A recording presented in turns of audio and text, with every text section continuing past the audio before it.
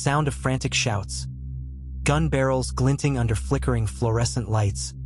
The clerk stepping forward as customers duck behind aisles. Did he just point the gun at her child? This is the empathy room, where courage appears when we need it most.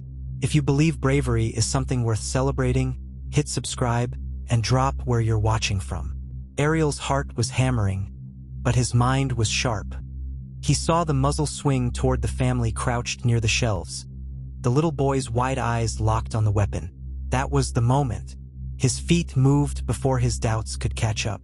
He lunged forward, one hand shoving the barrel away from the child, the other gripping the robber's arm with all the strength he could muster. The store exploded into motion. A woman screamed. A glass soda bottle burst against the floor, spraying fizz and shards. The robber fought back, jerking his arm, trying to wrench free. Ariel held on, his body the only barrier between that gun and everyone else in the room. He didn't think of himself. He thought of the boy, the mother, the elderly man frozen near the register. Every second felt stretched thin, like the whole store was holding its breath while one man tried to wrestle fate in a corner grocery. The robber twisted hard, nearly knocking Ariel off balance. Ariel tightened his grip, using his shoulder to shove the man against a rack of potato chips that collapsed under the impact, bags scattering across the floor. The weapon rattled, inches from Ariel's chest, close enough that he could smell the metallic tang of cold steel. This was the edge of disaster, and yet he didn't let go. He couldn't. It was either stand firm now or watch innocent people get carried out in body bags. The struggle reached its breaking point in a storm of motion. The robber, stunned that anyone dared to resist, yanked himself sideways, tearing loose from Ariel's grip. The sudden release sent both men stumbling, Ariel crashing into a display of canned goods, while the gunman staggered toward the door. Customers who had been pressed low behind aisles scrambled to their feet, some bolting for the exit, others frozen by the shock of what they had just witnessed. The robber's mask was crooked now, his breathing ragged, his hands shaking as he realized his plan had fallen apart. Without firing a shot, he shoved the door open and sprinted into the street, leaving behind nothing but the echo of squealing sneakers against linoleum and the smell of spilled soda soaking into the floor. Inside the store, time seemed suspended. A mother held her child so tightly his small face disappeared into her coat.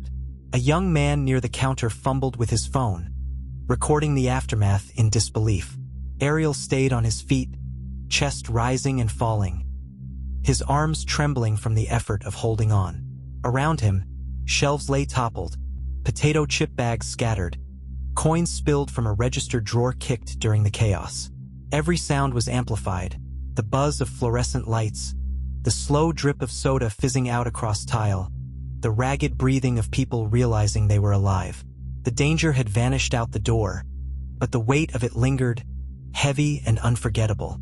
Red and blue lights soon washed over the front windows, sirens cutting through the tense silence. Officers rushed inside, hands firm on their belts, scanning every corner for a threat that had already vanished into the streets. Shaken customers tried to explain through trembling voices, some pointing toward the door, others too stunned to speak. A little boy clung to his mother's coat, his tears soaking the fabric, while an older man whispered prayers under his breath, still standing near the register. Ariel leaned against the counter, his shirt damp with sweat, his body sore from the struggle. When police asked who had stepped in, several voices spoke at once, all pointing to him. He shook his head quickly, insisting he only did what was necessary, refusing to let the word hero stick to his name. News spread fast. Neighbors arriving from down the block, people peering in to check if anyone had been hurt. A woman brought bottled water from her car and handed it to Ariel, her hands shaking as much as his. The officers took statements, bagged the robber's mask left behind in the scuffle, and promised to comb the cameras nearby. Outside, the crowd grew, a mix of relief and awe. For those who had hidden behind aisles, the image of Ariel stepping forward stood etched in their minds. He hadn't asked for recognition, but in that moment, the neighborhood began to see him as more than a clerk. Later that night, long after the police tape was pulled down and the shelves stood crooked in silence, Ariel sat on a wooden stool in the back of the store. His hands still shook when he thought of how close that trigger had been, how a single second could have changed everything. He replayed the moment he saw the child, the mother, the weapon aimed their way. He knew he hadn't been fearless.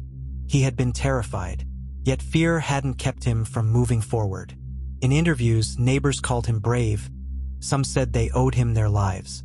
Ariel shrugged off the praise, saying only that anyone with a conscience would have done the same. Still, the truth was clear. Most people freeze, but he chose to stand in harm's way.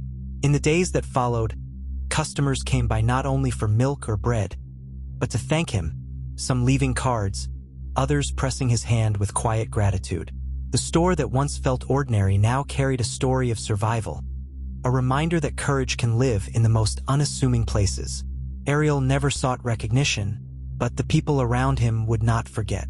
His act was more than defense. It was a lesson that the strongest kind of protection doesn't come from uniforms or titles, but from everyday people willing to step forward when it matters most.